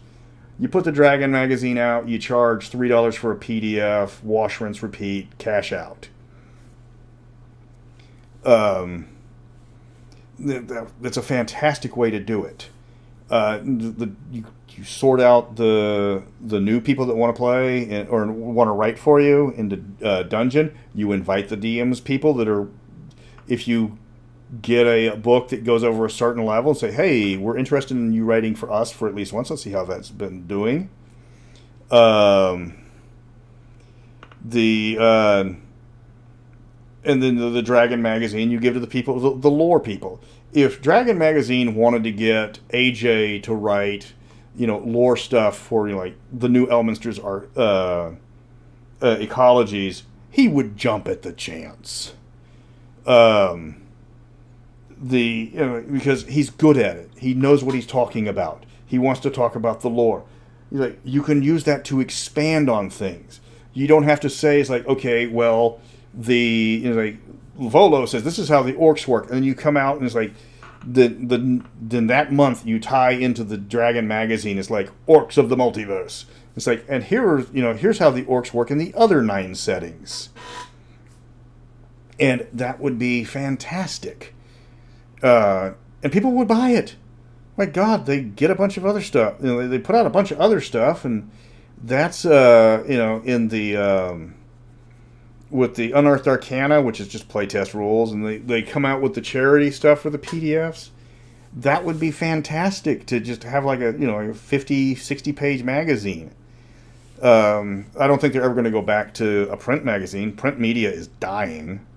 That's just ask the people who publish Redpub every month, or just ask me, because I was them.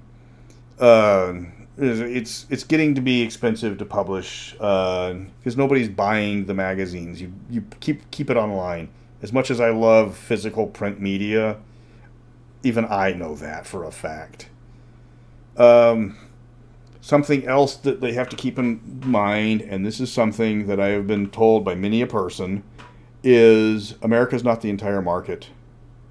Like, don't write just for what you think is going to be American sensibilities.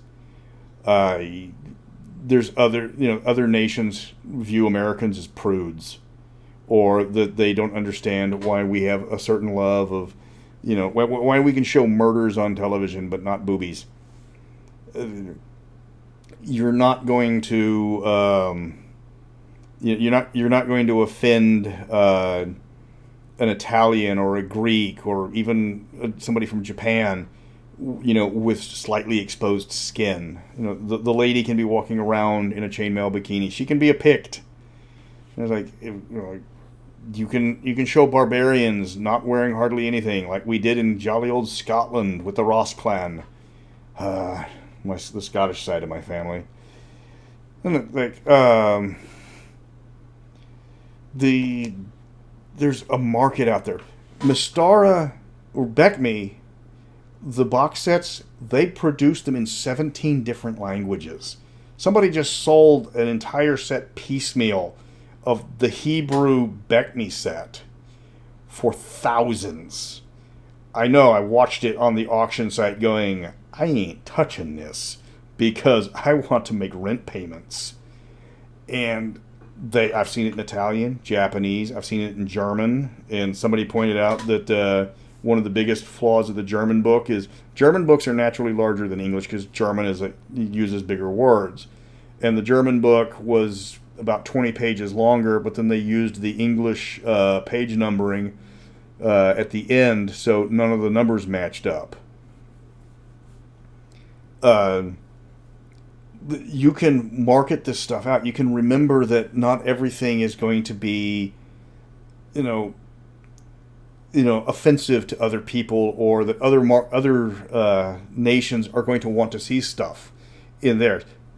People from other cultures love to see themselves represented in the game, and they understand if you take a few liberties, because people want to see themselves as awesome. When talking to people about how do you want to see your culture represented in my book, and it's like, all right, so I ask Osama, which is great guy. He was from Egypt, and unfortunate name, especially in 2001, where he's like sitting there. How come it couldn't have been Frank Bin Laden or Steve Bin Laden? How come he screw up my name? But he's like sitting there. Okay, so how do you describe the if you want to play an Arabic warrior, how do you want to do it? It's like, okay, he has to have a full beard, not too long, not too short. He has to be muscular. He has to be have some chest hair. Like a loose-fitting shirt, like scimitar, like holding a scimitar with ease. And on one hand, and on his shoulder, he has a hawk looking, scanning the thing. He's like, okay, I'm taking note of that. And it's like, okay. And the next Tom, it's like, okay, Tom. It's like, if you were going to do an Etrugan, how would you do? How would you show your native people? And it's like in that one, it's like, well, it's like, okay, so he's on the figure of the masthead of the ship. He's got the long flowing hair with the wind blowing. And he's like with the shirt, with the burly chested shirt with the musculars and the high cheekbones and the chiseled, and flying overhead is an eagle. Okay, and what about what about the Spanish guy, the Spanish elf? And it's like, okay, he's got to have the perfect porn stash. He's got to be like clear complexion, chiseled jawed, muscular, with the sword in one hand. Yeah, and you're thinking Snidely Whiplash. No, he wants the porn stash. He wants the solid bar, like Sergio, the guy that just died, and he's like, so he wants all of this, and he's like, and he's got to have one hand up with a hawk on it. It's like, okay, I'm starting to notice that everybody wants a bird of prey somewhere in their art. Yes, because birds of prey are cool and chicks dig raptors. Yeah, and I haven't met a woman that has disagreed with that statement. Chicks do dig raptors.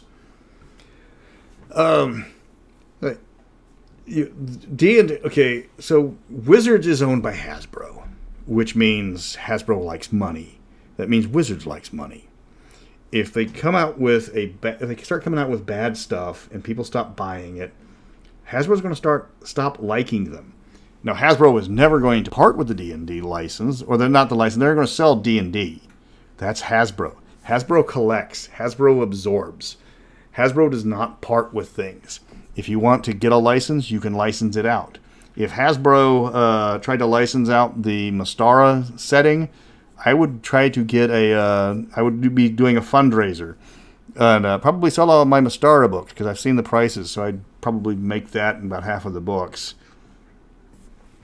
That would be great, but they're not going to. Like I said, it's been 6-7 years. They haven't released anything except for Eberron, thanks to Keith and his single-mindedness. Ravenloft, which was, compared to the Domains of Dread, it's more like Cliff Notes. And Forgotten Realms. They haven't done Planescape, which is considered one of the best-selling. They haven't done Spelljammer, which is beloved until people actually remember. Spelljammer was only lasted 2 years for a reason.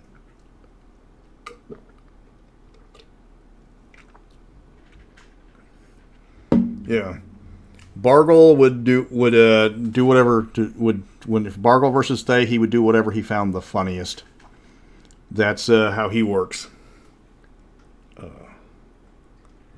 But yeah, you've got to so Hasbro loves money, and if Wizards comes up in second place because somebody replaces it, there's going to be a new edition coming out to try to go back to the roots, or just try to copy the person who beat them, and use Hasbro money to outdo them in advertising, which isn't out of the ordinary because Hasbro has a lot of money. You're competing against a company worth billions, and most places that make games pretty much run paycheck to paycheck. And that's that's a reality you have to live with. All these people making OSR games saying we're gonna take down TS or Wizards. Like, no, you're not. You're not even on the same weight class as Wizards. Don't get me wrong. Some of the games are really good, but you'd have to do something spectacular, or Wizards would have to screw up so bad for somebody to overtake them, and like especially a small scale press. And if Hasbro, and if you annoy Hasbro too much, they just cut you a check with 7 figures attached to it, and you go away, and they pat you on the hands. They did Dark Sun in 4th edition, and it sold well. The problem with Dark Sun is Wizards can't do psychic rules to save their life in 5th edition. They've tried 4 times. It's like, all the people that want to play Dark Sun is like, well, you'd have to do it without psychic rules. And it's like, well, then it's not really Dark Sun, is it? It's Mad Max with more clothes. Just don't get me wrong. I'd like to see new settings, but I don't know if Wizards could do Dark Suns mechanically. And then they'd have to change so much. They don't want to touch Mystara because Mystara has real-world allegories, and that's racist. They don't want to do Greyhawk because Greyhawk is human-centric. It's like, well, we have to put the Dragonborn in there. No, you don't. Almost all the nations are human. The dwarves have their own kingdoms. The elves have their own kingdoms. And they seem to... They keep saying that, well, they can't do I forgot what the exact term is, but all the elves are the same. Well, that's because you're writing your system badly. Like, Mystara has, 6 elf races, and the Belkades are radically different from the Sylvan elves, and those are radically different from the Viala. The Viala just want to be left alone. The Belkades want to be Spanish. The water elves of Minrathad want to sail around and make money. Yeah. Yeah, and then yes, Frog Zeke. It was not to market to there, and then I changed it back when everybody told me that to not buckle under. So I buckled under, and then I got told to stop that, and I stopped it. And that's why you won't find the replacement art in the player's handbook. Moonring, I have thumbed through Starfinder, but I haven't played it to look through it to get an honest opinion. Yeah, Starfinder kind of came and went. They had it in bulk at half price books, which was actually half price, which was strange. Blackmoor was the first setting. It was the first setting by far. Spelljammer had the problem with it came out in 87 to 89, which was TSR's silly phase. Gary was being phased out, and they didn't know what to do with the games. And they really did not know how to approach it. And they had Jim Holloway as one of the main artists. And it's hard for Jim Holloway to not draw something and make it humorous because the man was a master at the expression. Blackmoor is also part of Greyhawk because they said they had to put Greyhawk into D&D, and both the first the advanced D&D and the Beckme setting both grabbed Blackmoor at the same time. Beckme did more with it. I thought Shrekeli owned Death Row Records. No, he just owned the Wu-Tang thing, didn't he? Well, now I think the government owns it because he couldn't pay it. Yeah, so you have,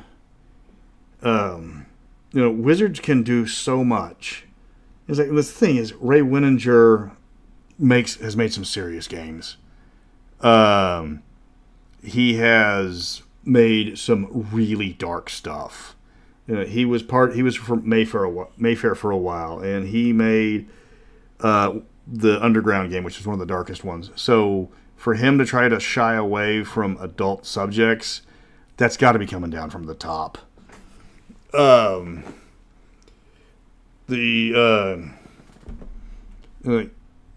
You have to get the splat books, and that's something that Wizards has to balance. Is Okay, second edition and third edition collapsed under the weight of their supplements. Like, there's no sugarcoating that. There's no arguing that. Like, they both had hundreds of supplements at the end. First edition was almost all modules. They had, I think, 11 books. I might be wrong, but I'm not off by much.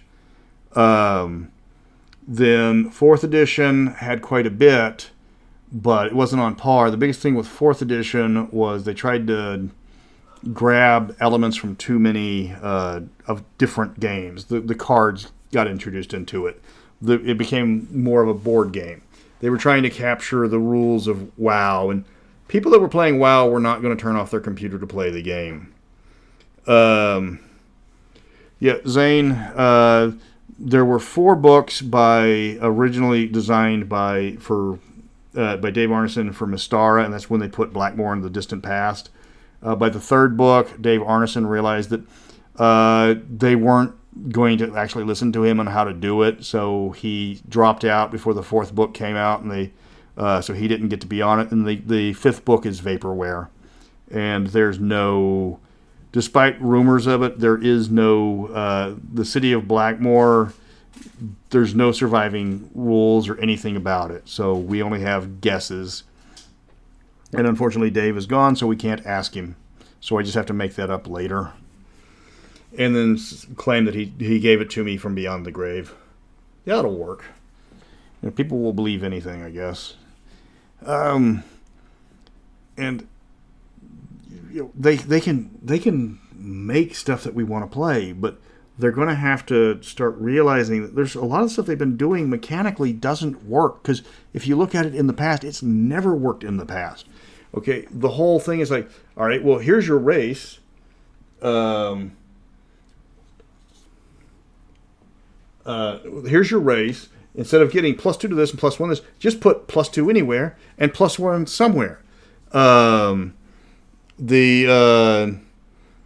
It was like, okay, so what you're saying is you've got. So what you're saying is now fighters start with, clerics start with +2 wisdom and +1 something else, and wizards are going to start with +2 intelligence.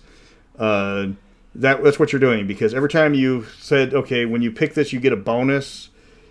People are going to put the bonus in the stat that is most advantageous to them. Anyway, it's not just D&D. It's absolute. It's everywhere. It's every game that's always done that. Players are going to put stuff that gives them the biggest bonus. The players that don't, to do it for role-playing purposes, are usually playing a subpar character or playing a character as a joke. And they're very much the minority. So by saying, it's like, okay, well, elves brought up in a different way aren't automatically dexterous. They're super smart. All right, but mechanically that's not what you're saying. You're saying is like, wizards are all smart no matter what race they come from. Clerics are automatically wiser. Fighters are going to be stronger or more agile, depending on if they're shooting a bow or swinging a sword. That's the way it's always worked. One thing that would really help the other settings is if any one of these popular channels would run a campaign. I would be more than happy to talk to anybody about how to run a Mystara live stream. I don't have the equipment, but I'd be more than happy to advise behind the scenes. I tried to get the book reviewed by multiple channels. I think 2 of them did it. One of the bigger channels, the guy fell ill and was unable to do it. And I don't know if he's ever going to do it because his channel has kind of gone off the rails because of he's got more important things to worry about than reviewing a book. And the other guy, well, real life interfered and he got a job that pays better than YouTube does. So if he ever gets back into it, I look for it. But all the review channels I've sent it to, or they either haven't responded or said, great, pay us.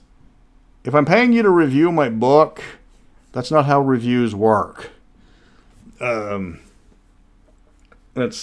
something that the clickbaity sites. If I'm expecting something in return, that's how you get those sites that give really bad things awesome grades, because that assume it's the Disney things. If you want to keep getting early access to Disney, you better keep singing the praises of Disney. And it falls across all aspects. You get, I had to review a play one time, and they took me out to dinner, and they gave me all this stuff, and they told me how great it was, and they loved my magazine. And then I gave the play a mediocre review because all the characters were stereotypical, and I could guess what was going to happen before the second act. And they never talked to me again.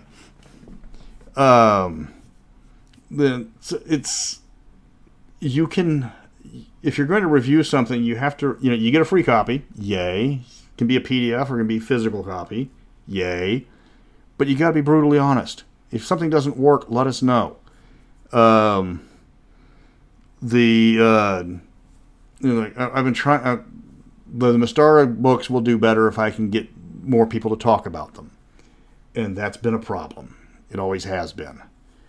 But it's a big internet. It's a big YouTube thing. I've been following the Spiffing Brits' wonderful instructions and keeping up with the at least one poll a week, because that's a weird thing where polls, if you get a poll that has more votes than your video has views, the poll gets your channel kicked up in the algorithm more than the video does. What are you gonna do? You got to play with you got to play by the rules they give you. So I got about 10 minutes left. Anybody got any questions? Yeah, it is a conflict of interest.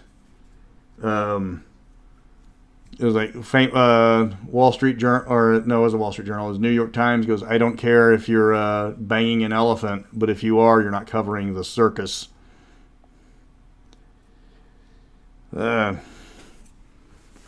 Yeah, okay. And then, ideally, I would like to see a multiplanar book which gives cursory information on all of the different settings they haven't covered, and then just open up what's left of the DM's Guild. Like there's rumors that they're going to shut down the OGL or whatever, but the DM's Guild's making way too much money for them. I don't see that happening. And as much as I love watching the various internet reaction channels or the review channels for D&D, and too many of them are, I hate to say it, but they're rumor mongers. They're basically gossip columnists. There's a big one. Eventually, you guys have got to get something right, or you're not going to be, people are going to stop believing you. It's like, breaking news. Did you know this might be happening? It's like, Is it going to happen like the last 6 things you said that were going to happen that didn't? Let me see. Cyberpunk. Cyberpunk was doing well until Pondsmith got hired by Microsoft, and that's why the game died. I think if the video game saves it probably will, but Shadowrun's got too much of a head start on them. Okay, Ixyatls in Mystara, they're actually covered heavily in the Sea Peoples. There's not much of a difference other than they're called devilfish, because Ixyatls is really hard to say for people who don't know how to pronounce stuff in the Nahuatl language. In my Mystara games, it depends on where they're playing. Generally, if they're in the wilderness, they might run across lupins or Rakasta, but in the larger human-centric cities, they will be quite rare. Yeah, I need to get the interface book for Cyberpunk Red. I will always review Cyberpunk. I would like to start reviewing the Star Wars D6 stuff, but that's 100 games. That's 100 books, and I'm already stretched thin. I am going to try a new thing with the Space Marines, where we're trying to do a channel covering the different Space Marine successor chapters, see how that works, and more importantly, see if Wizards is going, or not Wizards, but Games Workshop is going to drop the ball or drop the hammer on us.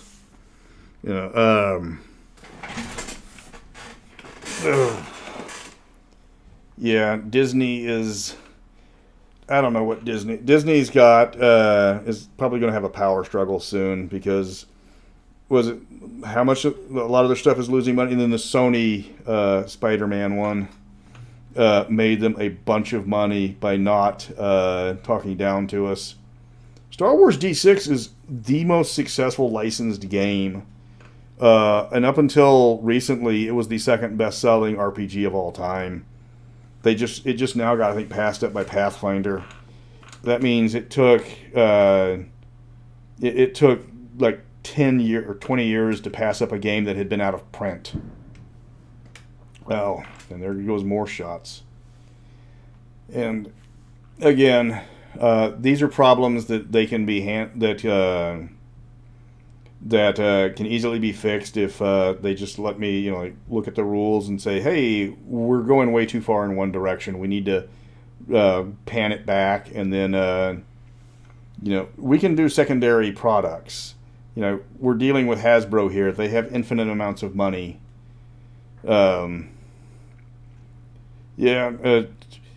I did a Twitch stream campaign for RPGMP3.com, but that was over at Hal's site, and he's a decent guy. Ask him about uppies and downies. But I don't have a web camera, partly because I'm cheap, and partly because my house is not conducive to a camera. You would be seeing literally my living room, and I have a child. I would rather her not accidentally walk through and have somebody creep on her. Yeah. Adventurer, Conqueror, King. I have not seen that one. The Star Wars game, some of the Star Wars books are really weird, and for whatever reason, the modules developed into a pattern where it's play Kill the Quarren, which was, seriously, they're like the first 6 adventures, they're either going to crash your spaceship and or the bad guy is going to be the first Quarren you meet. The Devilfish worship in Mystara, I'd have to look and see people's. It actually specifically says who it is. And it's a unique one just to them. It was Immortal introduced just in the Sea Peoples, and he was never mentioned again. Like so many things in Mystara. The D&D cookbook, the Mystaran entry was French onion soup. Specific articles on the vaults of the Pandius. Well, the obvious ones is the books to read on the vaults of Pandius. The obvious one is the Codex Immortalis. Not recommending my stuff, which you should already have read, I'm assuming that one. The Codex Immortalis is amazing. Want to say he's got another one, which is I forgot what the other one was, but Marco Del Monte did that one. All of Thorfinn's stuff, but you can get the same thing on Atlas of Mystara. Star Wars D6 also had a lot of rules that had to be paved over because there was some serious problems with the balance. Yeah. I'm actually going to be reviewing Alternity after I finish my Witcher review. After I listen to all my Polish friends tell me about what to include. It's I had to double check some other facts. It turns out that the Polish national anthem is not the Wing to SARS, despite what they all say and the fact that they can sing it. The Book of Erotic Fantasy. The Book of Erotic Fantasy is actually one of the most influential books in D&D history, despite its reputation, because that was the one that made Wizards change how they allowed books to be written. And, okay, everybody, I have been talking for 2 hours. My wife is telling me that it is time to crack ice. Thanks for showing up. The Alternity Fallout Mystara one, was actually a fantastic supplement, though you had to find the right Dragon magazine. But thank you for showing up. I will be probably doing these about twice a month to try to raise money. to get a happy Rubus to get me some art. And I will be talking more about how things are progressing in both the Dungeon Master's Guide and possibly Drag Rider, as well as any thoughts on things coming out. Happy New Year, everybody, and try to wake up with the same number of fingers you started with.